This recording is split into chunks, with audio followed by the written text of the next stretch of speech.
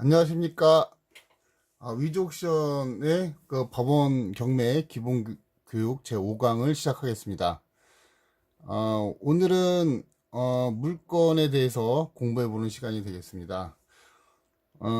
아시다시피 이제 제가 책이 오늘 나왔습니다. 그래서 내일이면 다 총 서점으로 배포가 되는데요. 그 책 이름은 이겁니다. 유치권 소송 실무입니다. 그래서 내일이면 다 전국적으로 이제 다 나갑니다. 그래서 저희 뭐 예스24, 교보문고, 알라딘, 영품문고 다 있습니다. 이제 다 비치가 되어 있고요. 또 제가 이제 만든 쇼핑몰 위즈북.kr에도 지금 올려져 있거든요. 요거 지금 하고요. 그 다음에 이제 위에서 이제 보시는 바와 같이 유치권 소송하고 이제 법원 소송 양식, 그다음에 유치권 부존재라든가 이제 진행 과정, 그다음에 명도 소송, 그다음에 건물 명도 절차, 토지 인도 소송 절차, 유치권 법리와 대법원 판례들이 수록되어 있고요. 그다음에 이제 이거를 이제 구입하시면 이제 저희가 이제 네이버 페이랑 포인트를 별도로 지급합니다. 그리고 이제 앞으로 이걸로 강의할 예정이니까 꼭 사놓으시면은 특수물건 투자 시에는 상당히 유리할 거로 생각이 됩니다. 그리고 이제 저는 이제 서울대학교 평생교육원 공경매 기본과정을 맡고 있습니다. 문의 전화는 010-8214-1010으로 전화하시면 되겠습니다. 오늘은 이제 제가 그 방문각 평택지점에서 제가 그 방문각에서 이제 그 경매 과정을 제가 촬영을 했거든요. 근데 여기 보시면은 총 29강을 찍었습니다. 그리고 여기 보시면 이제 오프라인으로 이렇게 경매 강의를 참가 못 하실 분들이 있잖아요. 그런 분들을 위해서 뭐 이렇게 온라인으로 강의를 들으시면 되고요. 또 오프라인으로 들으실 분들은 이제 저기 있지 않습니까? 평생교육원, 서일대 평생교육원으로 오셔서 공경매 강의를 들으시면 되고요. 그 다음에 이제 이제 직장에 계시거나 바쁘시거나 하실 때에는 뭐 유튜브 강의나 아니면 방문각 강의 들으시면 됩니다. 여기 보시면은 총, 섹션은 1편부터 10편까지 되어 있고요. 그 다음에 강의 수는 1강부터 29강까지 되어 있습니다. 29강이 되어 있고요. 그 다음에 이제 저는 이제 서울대학교 평생교육원에 이제 경매 교수로 있고, 그 다음에 닥터 아파트의 투자 스킬 경매 교수로 했고요. 그 다음에 이제 위즈옥션 대표로 있습니다. 이렇게 보시고 여기 들어가시면은 29만 7천 원에 구매하셔서 들으시면 됩니다.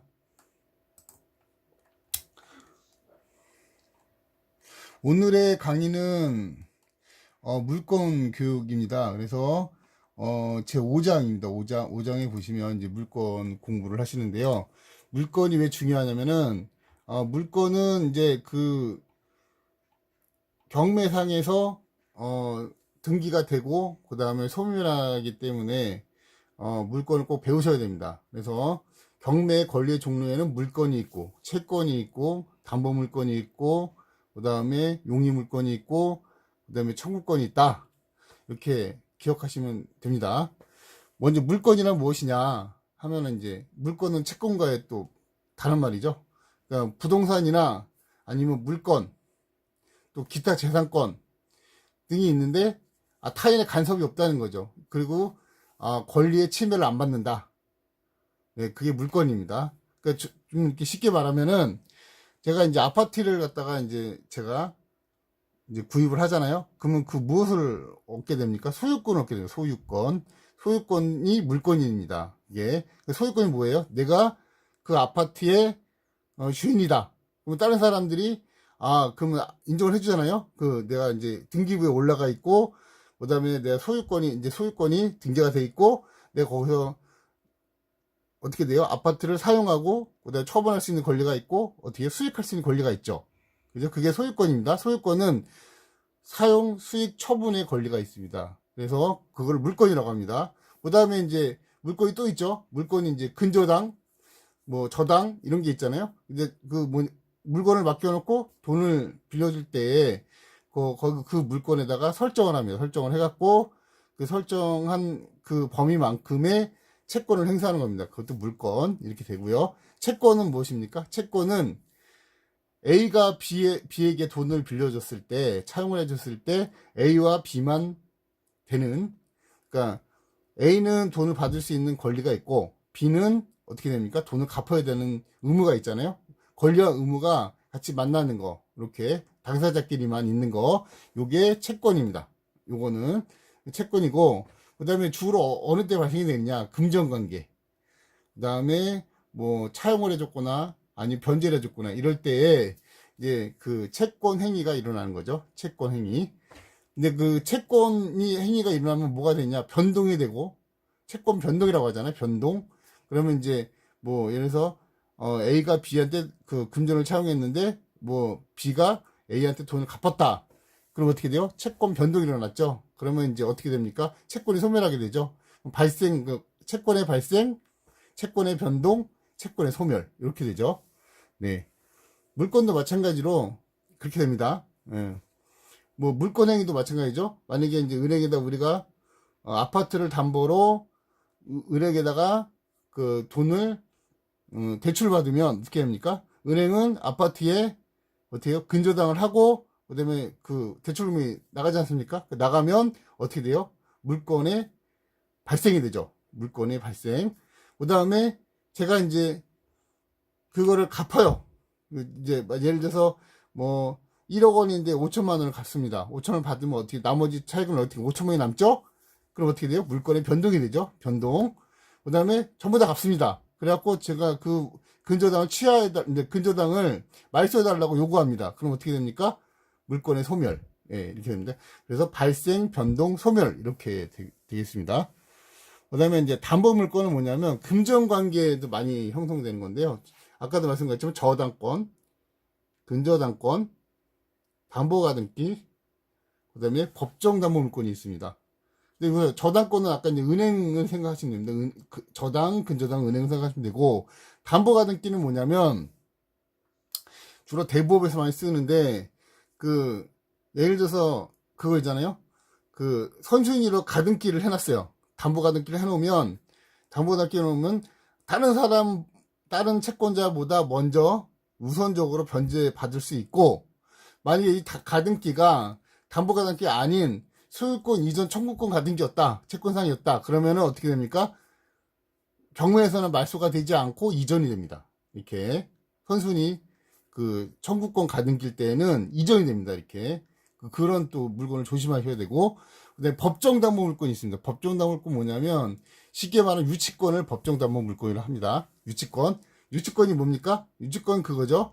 예를 들어서 A라는 사람이 이제 땅 주인이고 B라는 사람이 이제 공사업자예요. 근데 A라는 사람이 이제 B라는 사람한테 땅 50평에 빌라를 하나 줘달라. 빌라를 줬습니다. 빌라 줬는데 이제 빌라 건축비를 B가 A한테 못 주는 경우죠. 못 주면 어떻게 됩니까? A가 B의 이제 어떻게 돼요? A의 소유에 있는 건물에 B가 들어가는 거죠. 들어가서 건축비를 받을 때까지 점유를 해요. 그 유치권이라고 해요. 그 유치권을 합니다. 유치권 행사를 합니다. 유치권 행사를 하면 A는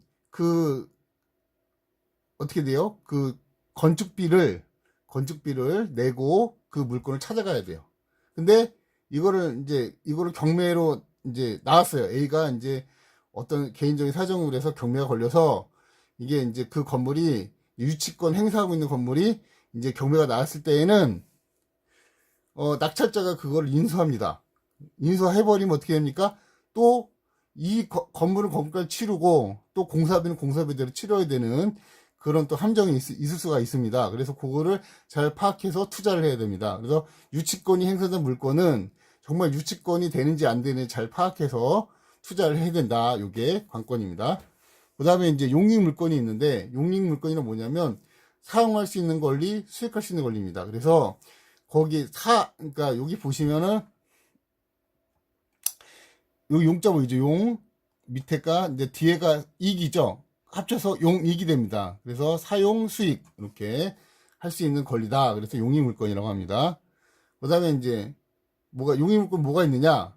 이제 종류는 뭐가 있냐 하면은 이제 지상권이 있습니다. 지상권 뭐예요? 타인의 토지 위에 지상 위에 건물이 있습니다. 그 건물이 지상권 성립될 경우에는 타인 소유에 있는 토지를 사용할 수 있는 그 권리를 이제 그 지상권이라고 합니다. 그러니까 타인의 토지 위에 사용할 수 있는, 네? 건물을 사용할 수 있는 권리, 그게 지상권입니다. 지역권은 무엇입니까? 지역권은 뭐냐면, 만약에 이제 그 A라는 토지가 있고 B라는 토지가 있는데, 길은 A가 가깝고, 그 다음 B라는 토지는 길이 없는 맹지입니다. 맹지라고 했을 때, A를 통해서 B라는 그 토지를, 이제 B의 소유의 토지를 들어갈 경우에 지나쳐서 가야 되지 않습니까? 그거를 지역권이라고 합니다. 그 지역권. 그래서 그런 물건은 투자를 잘해야 됩니다. 그거를. 만약에 맹지를 투자할 때는 남의 토지를 지나가느냐, 안 지나가느냐, 이런 게 발생이 될 수 있으니까, 그런 건 잘 보고 투자를 해야 됩니다. 그 다음에 이제, 전세권이 있어요. 전세권이 있는데, 그 전세권은 뭐냐면, 그죠? 이제 임대차 계약을 맺어요. 임대차 계약을 맺은 다음에, 그럼 어떻게 해요? 그럼 채권이잖아요? 그 다음에 등기를 하는 거예요. 임대인의 그 건물에 내가 등기를 하는 거예요. 예를 들어서 임대차 계약을 우리가 서로 맺었습니다. 근데 그 아파트를 이제 대상으로 했어요. 근데 그 아파트에 등기에 그 전세권 등기를 해버리는 경우에는 그걸 전세권이라고 합니다. 그 용어를. 그럼 어떻게 돼요? 등기에 올라가 있죠. 그죠? 전세 등기가 돼 있으니까 올라가 있죠? 그러면 뭡니까? 차후에 만약에 2년 후에 전세금을, 이제 전세 보증을 받을 수 없는 상태가 되면, 그 전세 입자는 어떻게 합니까? 경매를 청구를 해서, 어떻게 해요? 아파트를 경매를 청구해서 변제를 받을 수가 있습니다. 그래서 담보물건에 들어가고, 근데 용익물건에 들어갑니다. 사용 수익할 수 있는 권리가 있다. 그래서 전세권만 특별하게 담보물건의 성질도 갖고 있고, 용익물건의 성질도 갖고 있습니다. 오케이. 그 다음에 이제 청구권이 있습니다. 채권이죠. 이거는 이제 뭐를 말하냐. 소유권이든 청구권 가등기가 있습니다. 뭐냐면, 예를 들어서 어떤 그 아파트가 있으면은 아파트에 소유권이든 청구권 가등기를 해놨을 경우에, 만약에 이런 거죠. 그 아파트 주인한테 돈을 빌려줍니다. 돈을 빌려주고 나서 네가 만약에 돈을 못 갚으면 나는 소유권을 내 소유로 소유권을 이전해 가겠다. 이렇게 했을 때는 소유권이든 청구권 가등기를 해두는 겁니다. 그러면 어떻게 되느냐?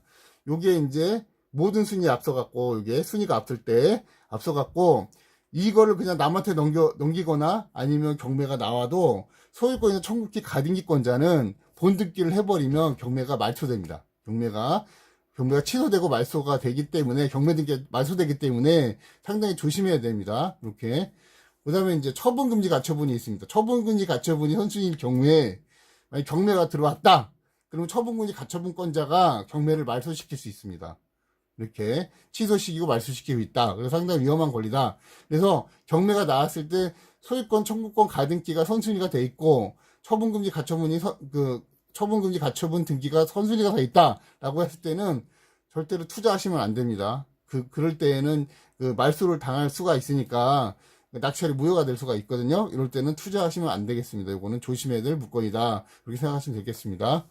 그 다음에 이제 많은 질문이 있는데, 근저당 또는 가압류는 경매 낙찰 시에 소멸이 됩니까? 라는 질문이 많거든요. 근저당은 물건이고 가압류 채권입니다. 근데 말소 기준 권리는 근저당으로 됩니다. 그러니까 말소를 이제 중심으로 해서, 그러니까 그 기준점을 잡는 거죠. 근데 근저당을 중심으로 해서 모든 권리 소멸한다. 또 가압류도 마찬가지입니다. 가압류를 중심으로 해서 밑에 있는 모든 권리는 다 소멸하게 되어 있습니다. 그래서 다 소멸한다. 이렇게 보시면 될 것 같습니다. 그 다음에 이제 등기가 안 되는 권리가 상당히 위험합니다. 경매에서. 무엇이 있느냐면, 첫 번째로는 유치권이 있습니다. 유치권은 뭐냐? 법정 담보 물건입니다. 법에서 규율하는 담보 물건. 그렇기 때문에 유치권은 등기가 안 됩니다.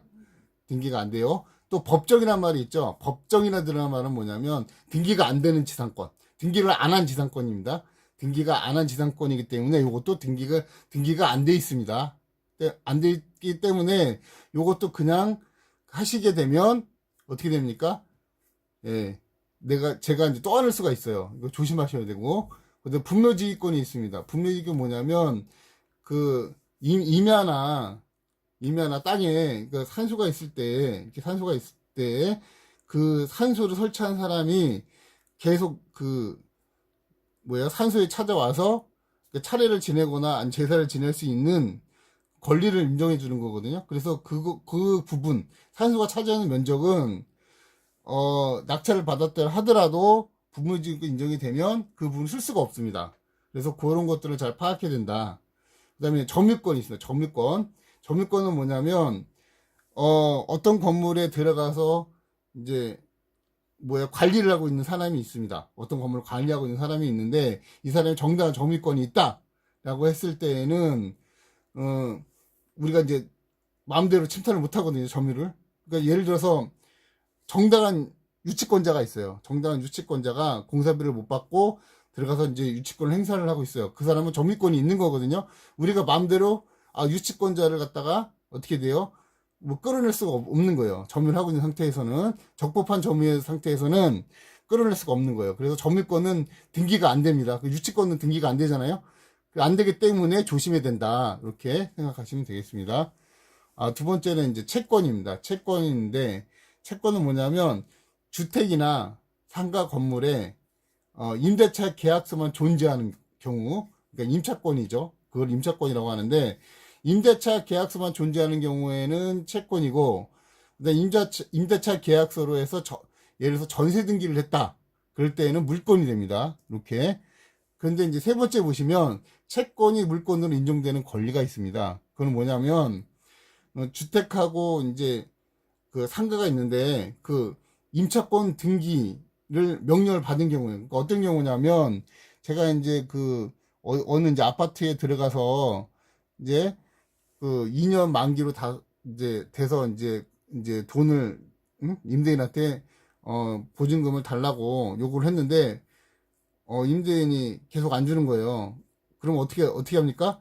그러면 나는 이제 당장 나가서 살아야 되거든요. 그러면 이제 그런 경우에 했을 때 법원에다가 임차권 등기 명령 신청을 하게 됩니다. 그러면은 판사가 이제 그 임차권 명령 등기를 해줄 경우에 등기부에 올라가거든요. 요게 물권화가 되는 거죠. 이게 그걸 말씀을 드리고 싶습니다. 그 다음에 이제 질문사항 있죠. 임차권 등기한 사람이 경매를 신청한 경우에 대항력 어떻게 됩니까? 라고 물어보거든요.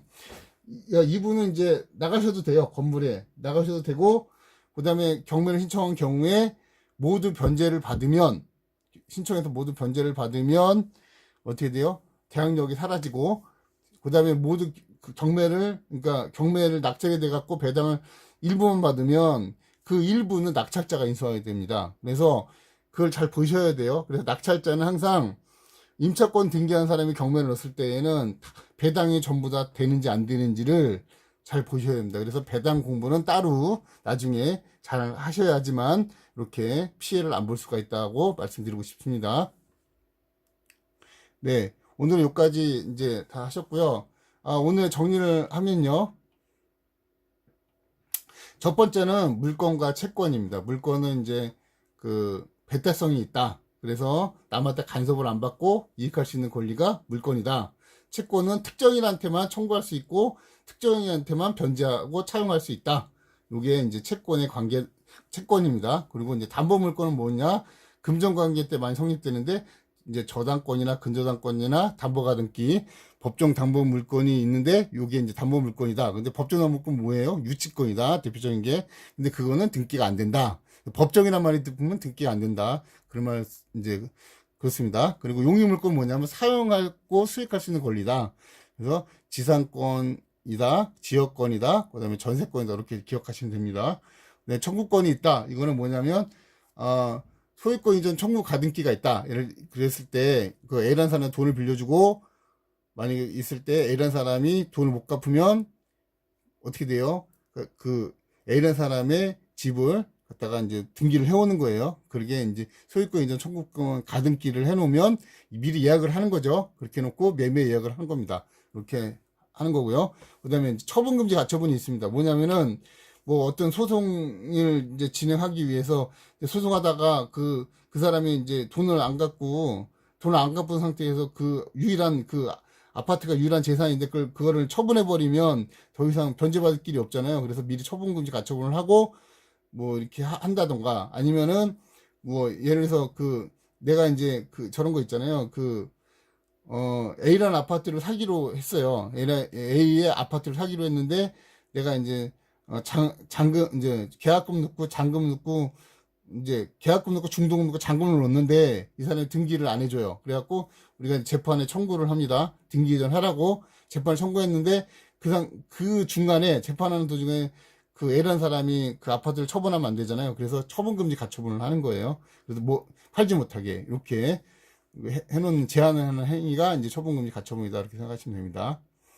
그 다음에 이제 등기가 안 되는 권리가 있고 그 다음에 등기가 되는 권리가 있습니다. 등기가 안 되는 권리는 이제 유치권, 법정이상권, 그 다음에 분묘지기권, 점유권이 있고 그 다음에 채권인데 그걸 뭐가 있느냐 임대차 계약서만 존재하고 등기를 안 한 경우 전세 등기를 안 했다 이럴 때에는 이제 등기가 안 돼 있으니까 잘 모른다. 그래서 그 경매에 보시면 집행관 현황 조사를 잘 파악을 해서 그 권리 관계를 잘 파악해야 된다. 세 번째는 채권이 물권으로 인정되는 경우인데 임차권 그러니까 그 주택에 임차한 사람이 임대인한테 임차권 등기 명령 신청을 하는 거예요. 왜 명령 신청을 하느냐? 저거죠.